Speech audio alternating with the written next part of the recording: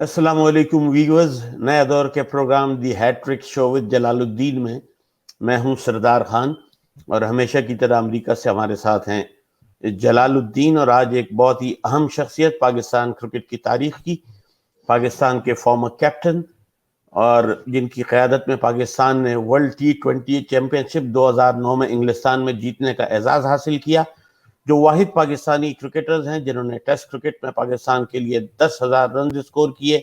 बेतहाशा रिकॉर्ड्स हैं इनके नाम पे।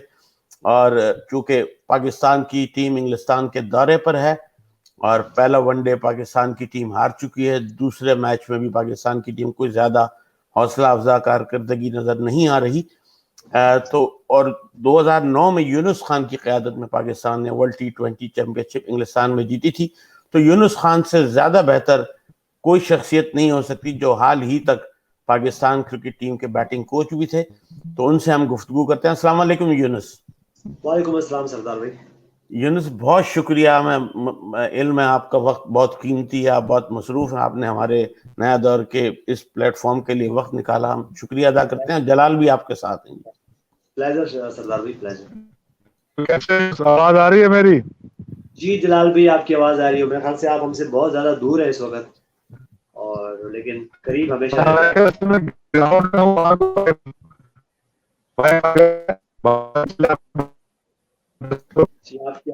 जी आवाज थोड़ी जलाल की क्यों तो यूनुस, आज पाकिस्तान की क्रिकेट टीम पहला वनडे हार चुकी है, दूसरे में भी कोई सूरत हाल ज़्यादा बेहतर नहीं है। आप पाकिस्तान टीम के साथ बैटिंग कोच रहे हैं, आपने क्या नोटिस किया है कि जब तक आप इसकी एसोसिएशन थी कि इम्प्रूवमेंट में पाकिस्तान की बैटिंग की कहाँ गुंजाइश थी?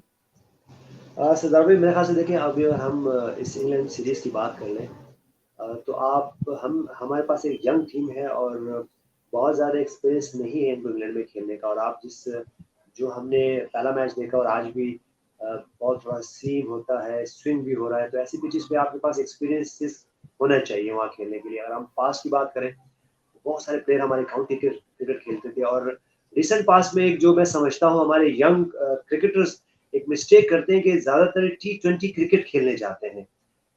तो मेरे ख्याल से ये बड़ा इम्पोर्टेंट है कि ये थोड़ी सी लॉन्गर वर्जन क्रिकेट जब खेलेंगे इंग्लैंड जैसे मुल्कों में, तो बहुत ज़्यादा एक्सपीरियंस होगा।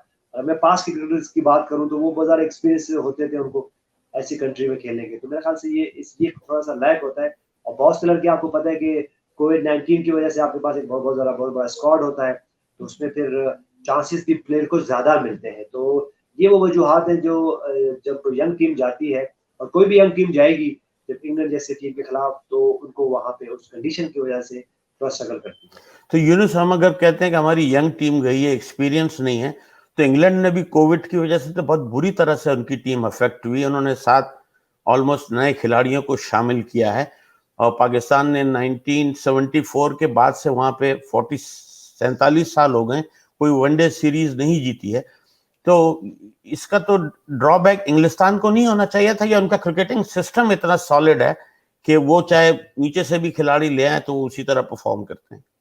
बिल्कुल होना चाहिए, उनको प्रॉब्लम होना चाहिए, क्योंकि अगर जिस टीम में जॉनी बेयरस्टो ना हो, बटलर्स ना हो, ऐसे प्लेयर्स ना हो, और जो कि आपके अगर हम देखें तो बहुत ज़्यादा क्रिकेट की ज़रूरत हो रही है, वो टी वर्ल्ड कप भी करीब में है, मेरे ख्याल से उनको फ़र्क पड़ना चाहिए था। लेकिन देखिए, हमेशा हम काउंटी क्रिकेट की बात करें, दूसरे स्ट्रक्चर्स की बात करें, उनके स्ट्रक्चर की बात करें, तो बहुत ज़्यादा एडवांस है हमसे। अगर उनकी आप क्लब क्रिकेट देख लें, इवन वो नीचे लेवल की क्रिकेट देख लो, तो उनके पास प्रॉपर कोचेज होते हैं, क्वालिफाइड कोचेज होते हैं।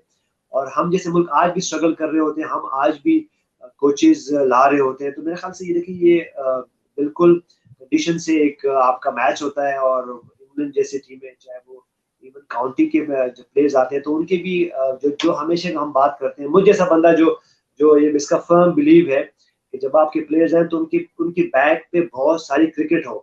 मैं ये बिल्कुल नहीं कह रहा कि टेस्ट क्रिकेट हो या वनडे इंटरनेशनल, एटलीस्ट उनके बैच पे जो उनके बेल्ट पे फर्स्ट क्लास की क्रिकेट हो, लिस्ट ए की क्रिकेट हो, T20 क्रिकेट बहुत ज्यादा होने चाहिए। और हमने देखा है जो प्लेयर्स इंग्लिश कंडीशन में परफॉर्म करते हैं, इवन काउंटी में करते हैं, क्लब में परफॉर्म करते हैं, तो उनके पास बहुत ज्यादा चॉइसेस है। और हमने आज सेकंड मैच में देखा भी, अगर मैं बात करूं तो एक टाइम पे मेरे ख्याल से अगर मैं रॉन्ग ना हो तो 160 पे उनके अराउंड 7 आउट हो चुके थे, लेकिन उसके बाद भी देखिए कि वो उसके बाद भी 90 प्लस रन वो कर गए हैं। उनकी वो टेल एंडर आप कह सकते हैं कि वो फिर कर गए, क्योंकि वो बहुत ज्यादा कहते हैं ना कि शाइन होके आते हैं कोचेस के अंडर में खेल के, तो वो फिर उन्होंने 90 रन उन्होंने कर दिया। और यही सिचुएशन अगर हम पाकिस्तान की टीम की बात कर लें तो हम बहुत जल्दी आउट हो गए, जबकि बहुत सारे ओवर्स रह गए, बहुत सारे हमारे पास इंटरनेशनल क्रिकेटर हैं। तो ये वो ग्रे एरियाज हैं जो कि हमें अपनी टीम को बेहतर करने हैं और ओपोनेंट टीम से सीखना है। जी जलाल, हमें सुन सकते हैं अगर तो आप ऐड करना चाहें इसमें, अगर आवाज आ रही हो जलाल को हमारी। मैं ये पूछ रहा हूँ कि यूनुस आपने कहा कि यंग प्लेयर हैं, मगर क्या उनमें इतनी उनकी बेसिक्स या और चीजें इतनी अच्छी हैं कि वो आगे जाके टॉप क्लास प्लेयर बन सकते हैं बाय एक्सपीरियंस, या इनमें वो कैलिबर ही नहीं है? नहीं, बिल्कुल है कि हम ये बात नहीं कर सकते, क्योंकि देखिए कोई भी प्लेयर जब इंटरनेशनल क्रिकेट में आते हैं तो हम ये बात नहीं कर सकते कि उनके पास कैलिबर नहीं है।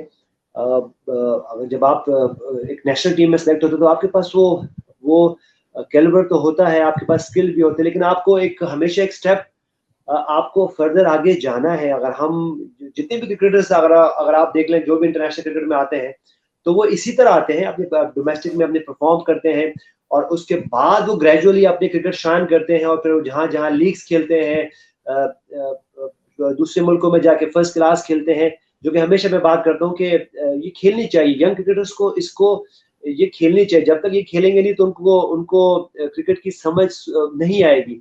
तो बिल्कुल है, हमारे प्लेयर जो है वो कैपेबल है, लेकिन उनको एक स्टेप आगे जाना है। अगर हम कोई भी जो भी प्लेयर आते हैं यंग क्रिकेटर जब नेशनल टीम में आते हैं तो बहुत कम ऐसे प्लेयर होते हैं जो कि आते ही बहुत बड़े स्टार होते हैं या आते ही बहुत ज्यादा परफॉर्म करते हैं।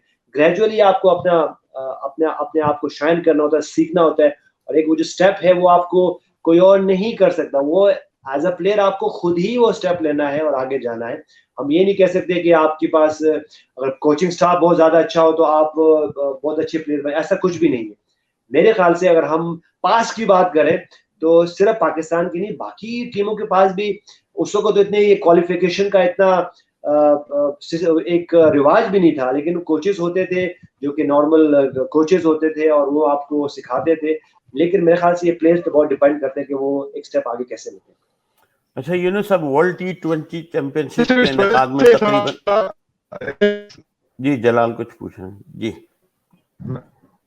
ये सवाल पूछा कि अभी मेरा आवाज थोड़ी आ रही है। नहीं यूनुस, आपकी तरफ से इशू नहीं है, यूनुस आपकी तरफ इशू नहीं है, जलाल के यहाँ से इशू है।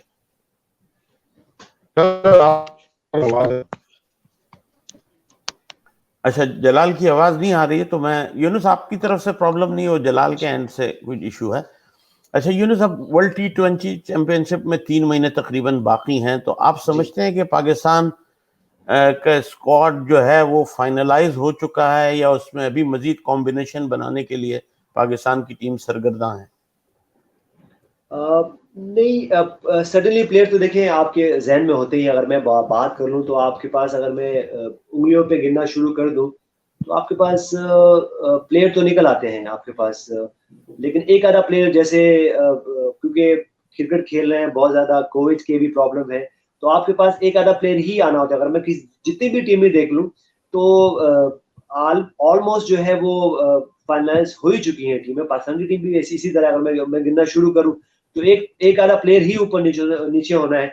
और दूसरी बात है कि आपके पास चॉइस बहुत ज्यादा मौजूद है इस वक्त। कोविड-19 में आप बहुत कम ऐसा होता है कि आप 15 पर्सन का एक स्क्वाड ले जाए, आपके पास एक ऑप्शन मौजूद है। मेरे ख्याल से यही होगा जब वर्ल्ड T20 आएगा, तो आपके पास, मेरे ख्याल से आपके पास वो चॉइस मौजूद होगी कि आप 20 प्लेयर्स को कैरी कर लें या 25 प्लेयर्स को कैरी करें, क्योंकि ये तो अब आपके पास कोविड-19 का जो एक प्रॉब्लम है, ये तो चलते रहना है। और रिसेंट पास में आपके सामने हुआ कि मैच से 2 दिन पहले इंग्लैंड की टीम के प्लेयर्स नहीं थे। तो इम्पोर्टेंट है कि आपके पास चॉइस मौजूद है, लेकिन वही बात इम्पोर्टेंट है कि आपको अपने मैच विनर आइडेंटिफाई करने हैं। जो भी टीम ये करेगी और तो वो सक्सेसफुल रहेगी। जी जलाल, सुन रहे हैं आप हम? हाँ बिल्कुल, आवाज आई है। और क्योंकि हम अक्सर यही कर रहे होते हैं, काफी 3 साल से तैयारी कर रहे होते हैं, जब क्लोज आ जाते हैं तो उस वक्त तक हम बना नहीं पाते अपना जो फॉर्मेशन है या जो भी कॉम्बिनेशन है। तो मैं समझता हूँ कि अगर आप कह रहे हैं तो अच्छा है, अगर बन गई तो बहुत अच्छा है, और क्योंकि अब बहुत करीब टाइम रह गया है। उसके साथ साथ मैं ये पूछूंगा कि जो आपने कोई ऐसे प्लेयर आइडेंटिफाई किए अपने पीरियड में, अभी जब रिसेंटली आप पाकिस्तान टीम में साथ थे, जिन्हें आप समझते हैं कि ये आगे चल के कोई टॉप क्लास प्लेयर बन जाएंगे? बैटिंग के हवाले से खासतौर से पूछ रहा हूँ। जलाल भाई, अगर मैं इस वक्त बात करूं तो सऊद शकील की शक्ल में हमने एक प्लेयर देखे जो कि बहुत अच्छा डोमेस्टिक स्ट्रक्चर में भी उन्होंने परफॉर्म किया। उसके बाद उमैर बिन यूसुफ एक ऐसे प्लेयर जो मैं उनको देखता रहा हूँ अंडर 19 में। उसके बाद एक और स्टेप उन्होंने लिया, और रिसेंट पास में जब मैं कैंप में गया वहाँ लाहौर में, तो मुझे वहाँ देखा बहुत ज्यादा अच्छी सॉलिड उनकी टेक्निक लगी। उसके बाद एक आधा प्लेयर जो मैं डोमेस्टिक में, जो कि इस सीजन में बहुत कम खेले, आशिक अली एक प्लेयर है जो कि ऑफ स्पिन बॉल करते हैं, ऑलराउंडर हैं, फील्डर भी अच्छे हैं।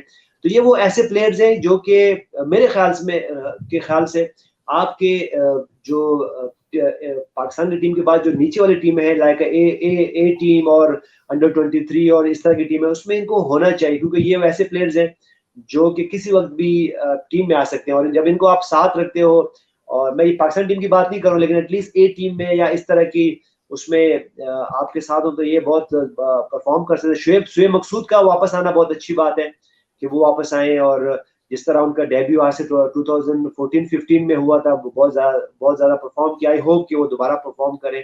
उसके बाद अब्दुल्ला शफी कैसे बैट्समैन हम नजर आ रहे हैं कि वो जिस तरह वो नेट्स में हम मेहनत करते हैं, और जिस तरह वो ऑन एंड ऑफ टीम के साथ होते हैं, और जब भी उनको मौके मिलेगा, तो मेरे ख्याल से ये 4-5 प्लेयर्स हैं ऐसे जिनको अगर हम प्रॉपर मौका दे सकें और उनको उनकी जो उनमें कैपेबिलिटी है उनको निकाल सकें, तो पाकिस्तान टीम के पास अच्छे चॉइसेस मौजूद हैं इस वक्त।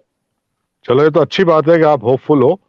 तो मैं समझता हूँ कि अब वर्ल्ड कप में बहुत सी चीजें सामने भी आ जाएंगी जब T20 चैंपियनशिप होगी, खासतौर से T20 के हवाले से।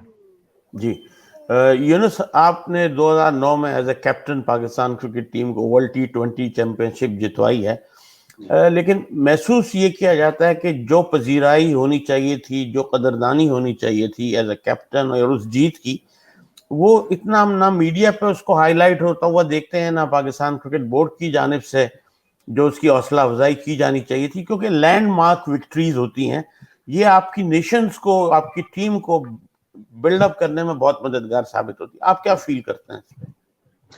सरदार भाई, आपने बड़ी अच्छी बात की, लेकिन देखिए बाद समय ये जो भी अचीवमेंट्स होती है, अगर मैंने इतनी सारी परफॉर्मेंसेस मेरे से अल्लाह ने करवाई है या टीम को मैंने रिप्रेजेंट किया, तो वो रिकॉर्ड बुक में आ चुका है। अब उसको कोई उसकी परेशानी करे या ना करे, उससे कोई फर्क नहीं पड़ता, क्योंकि जो आपके पास में आपने वो कर दिया है। तो अगर आज मैं यूनुस खान हूँ, तो मैं सिर्फ यूनुस खान, और मुझे मेरे क्रेडिबिलिटी की बात करते हैं या मेरी अचीवमेंट्स की बात करते हो, सिर्फ ये बातों से नहीं, वो जो मेरी परफॉर्मेंसेस है, मेरे ख्याल से जब तक मैं जिंदा रहूंगा, बल्कि मैं जिंदा क्या रहूंगा, बल्कि जब तक ये हिस्ट्री रहेगी क्रिकेट की, तो ये माना जाएगा कि यूनुस खान की क्या क्या परफॉर्मेंसेस है। तो मेरे ख्याल से इससे कोई फर्क नहीं पड़ता कि अगर मैं ये कहूँ कि मुझे इस तरह कुछ नहीं मिलता।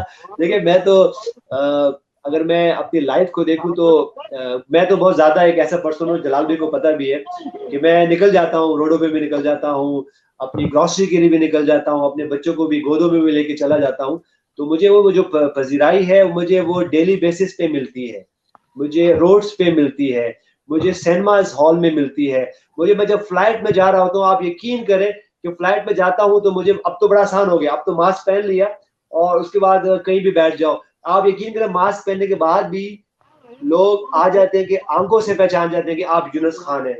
और फिर वो जो उनकी कॉम्प्लीमेंट्स होते हैं, जो व्यूज होते हैं मेरे लिए, अगर मैं कहीं उनकी वीडियो बनाना शुरू कर दूं, तो आप बोलेंगे कि कितनी पजीराई है। तो मैं आपको ये मैं इसको एक्सप्लेन नहीं कर सकता कि मुझे क्या क्या पजीराई मिलती है और मेरे साथ चलते फिरते क्या एक्ट होते हैं। लेकिन जैसे मैं हमेशा बात करता हूँ कि आपको अपनी क्रेडिबिलिटी बनानी पड़ती है, प्लेयर को अपनी परफॉर्मेंस से क्रेडिबिलिटी बनानी पड़ती है, अपने करेक्टर से बनानी पड़ती है। और बिलीव मी, ये पाकिस्तान एक ऐसा मुल्क है जिसमें लोग आपके चलने के अंदाज से उनको पता चल जाता है, आपके बोलने के अंदाज से पता चल जाता है कि ये यूनुस खान कितना सच कह रहे हैं, कितनी गलत बात कर रहे हैं और ये कैसे प्लेयर है, ये कैसे कहते। तो मेरे लिए बड़ी ये अचीवमेंट है कि मुझे जब भी मुझे बड़ी खुशी होती है। इसलिए नहीं कि मुझे लोग समझते कि मैंने इतनी सारी अचीवमेंट्स की है, मैं उसको बिल्कुल भी नहीं किसको गिनाता हूँ, लेकिन मुझे बड़ी खुशी होती है जब मुझे लोग ये बात करते हैं और आप जैसे लोग जो बात करते हैं यार यूनुस खान पाकिस्तान टीम के लिए खेलते थे, तो मुझे बड़ी खुशी होती है कि वो लोग मुझे समझते थे कि मैं एक टीम प्लेयर था जो कि हमेशा टीम के लिए कहीं भी खड़ा हो जाता। तो मुझे ये मेरे लिए ये अचीवमेंट है, ये लफ्ज मेरे लिए अचीवमेंट है। आपने यूनुस बड़ी अहम बात की कि आपकी आंखों से लोग आपको पहचान लेते हैं। अल्लाह ने आपको सूरत भी अच्छी दी है और आपको आंखें भी ऐसी दी हैं कि जिस पे शायर ने कहा है कि जिसने तेरी आंखों में शरारत नहीं देखी, जिसने तेरी आंखों में शरारत नहीं देखी, वो लाख कहे उसने मोहब्बत नहीं देखी, और यूं नक्श हुआ आंख की पुतली में ये चेहरा, फिर हमने किसी और की सूरत नहीं देखी। वाह वाह वाह वाह वाह वाह। तो मैं ये पूछ रहा हूँ कि एक इंटरव्यू में देखा था, आप एजाज भट्ट साहब की तारीफ की थी आपने किसी सिलसिले में, उनके विजन की। तो मैंने देखा ये था कि उनके दौर में प्लेयरों को भी उन्होंने काफी टफ टाइम दिया था, और उसमें शायद आपका भी किसी जगह पे जिक्र था। तो आपने उनकी किस चीज को देखते हुए उनकी तारीफ की थी? क्या उनकी कोई डिसीजन मेकिंग अच्छी थी या क्या था? एजाज भट्ट साहब की जब वो चेयरमैन थे तो जो वो कहते थे, जो वो बोलते थे, तो वो करते जरूर थे। तो मुझे एक अच्छी, क्योंकि मैं खुद एक ऐसा इंसान रहा हूँ कि मैं ये नहीं कहता कि मैं बहुत ही ऑनेस्ट हूँ। मैं कोशिश करता हूँ कि मैं ऑनेस्टी से काम करूँ। बाकी हम इंसान हैं, हमसे चलते फिरते गलतियां होती है। लेकिन एजाज भट्ट की साहब की एक अच्छी क्वालिटी ये थी कि जो वो कहते थे वो करते जरूर थे। बस उनको सिर्फ आपको उनको वो कहते हैं ना कि उनको एक्सप्लेन अच्छा करना पड़ता था, उनको बाजुकात आपको बावर कराना पड़ता था कि ये चीज अच्छी है। और यकीन करें, मैं जितनी देर में उनकी कप्तानी में रहा, तो जो बातें मैंने उनसे की, रिक्वेस्ट जो मैंने की, तो वो सब हो जाती थी। वो उसके बाद ये नहीं होता था कि आज बात करता हूँ या कल करता हूँ, उसमें एजाज भट्ट साहब में ऐसी कोई बात नहीं थी। वो अगर वो उनको आपने मना लिया, उनको आपने वो चीज समझा दी कि सर ये टीम ये जो काम होने जा रहा है या जो बात हो रही है, ये टीम के लिए अच्छी है, ये मुल्क के लिए अच्छी है, तो वो फौरन उसके बाद वो दूसरी ओपिनियन नहीं लेते थे। वो कहते थे जी, मुझे तो कहते थे कि खान साहब आप इसको कर लें। तो मुझे हमेशा ऐसे लोग अच्छे लगे जो कि बेटरमेंट के लिए काम करते हैं। मैं ये नहीं कहता हूँ कि हम सब गलतियां नहीं करते, हम चलते फिरते गलतियां होती है। भट्ट साहब से भी हो सकता है कि अपने टर्नओवर में बहुत सारी मिस्टेक्स हुई हो, हम सब से होती है। लेकिन ये बात मुझे उनकी हमेशा अच्छी रही एज ए कैप्टन। जब मैंने उनके साथ कोई मीटिंग की, जब कोई बात हुई, जो मैंने उनको बावर करा दिया, जब उनको मैंने एग्री करा दिया, तो वो काम हो जाते थे। अच्छा, जलाल की आवाज हमें नहीं आ रही। अच्छा यूनुस, आपका जो कोचिंग स्टंट था पाकिस्तान क्रिकेट टीम के साथ बहुत मुख्तसर रहा, तो फ्यूचर में आप फोर्स ही करते हैं कि दोबारा अगर आपको ऑफर होती है, आप काम करना चाहेंगे पीसीबी के साथ? बिल्कुल कर सकते हैं सरदार भाई। देखिए, मैं ये बिल्कुल नहीं कहूँगा कि मैं क्रिकेट, अगर देखिए, अगर आज मैं यहाँ मुझे अगर लोग रिकग्नाइज करते हैं पाकिस्तान में और दुनिया में, तो मुझे क्रिकेट की वजह से करते हैं। और क्रिकेट मैंने खेली पीसीबी के प्लेटफॉर्म पे। तो ये नहीं हो सकता कि मैं ये बात करूँ कि जी मैं पीसीबी के लिए काम नहीं कर सकता हूँ। बिल्कुल कर सकता हूँ। और सबको पता है कि मेरा एक स्टाइल है, मेरा एक टेम्पो है, और मेरा मकसद क्या होता है। देखिए, ये अगर रिसेंट पास में जब मैंने टीम को ज्वाइन किया था, तो मेरा सिर्फ एक मकसद था कि मैं टीम को सहारा दूं, सपोर्ट दूं। मेरा सिर्फ ये मकसद था। और जहां जहां मैं 6-7 2 महीने मेरे लास्ट इंग्लैंड, जुलाई अगस्त में मैंने 2 महीने काम किया। उसके बाद नवंबर से लेके इस जुलाई तक मैंने काम किया। तो ऑलमोस्ट 7 मंथ ये थे और 2 मंथ वो थे, तो ऑलमोस्ट 9 मंथ मैंने उनके साथ काम किया। और मैंने कोशिश की कि मैं जो मेरा एक्सपीरियंस है वो मैं यंग प्लेयर्स में इनको कन्वर्ट कर सकूं। बाज़-औक़ात में कामयाब हुआ, बाज़-औक़ात में कामयाब नहीं हुआ। तो ये पार्ट ऑफ द आप कह सकते हैं कि आपका एक असाइनमेंट होता है। लेकिन ये कि मैं हमेशा पीसीबी के लिए काम कर सकता हूँ, क्योंकि मैं इस पाकिस्तान की वजह से ही मेरा नाम है। और ये नहीं हो सकता कि मैं ये कह दूं कि मैंने बहुत ज़्यादा मॉडलिंग करनी है या मैंने बहुत ज़्यादा एक्टिंग करनी है। नहीं, ऐसा कुछ भी नहीं है। क्रिकेट की वजह से हमारी पहचान है और हम क्रिकेट के साथ हैं इंशाल्लाह। अच्छा यूनुस, आप कहाँ समझते हैं कि पाकिस्तान की क्रिकेट में या क्रिकेट टीम में बेहतरी की गुंजाइश किन किन एरियाज में आप समझते हैं कि है?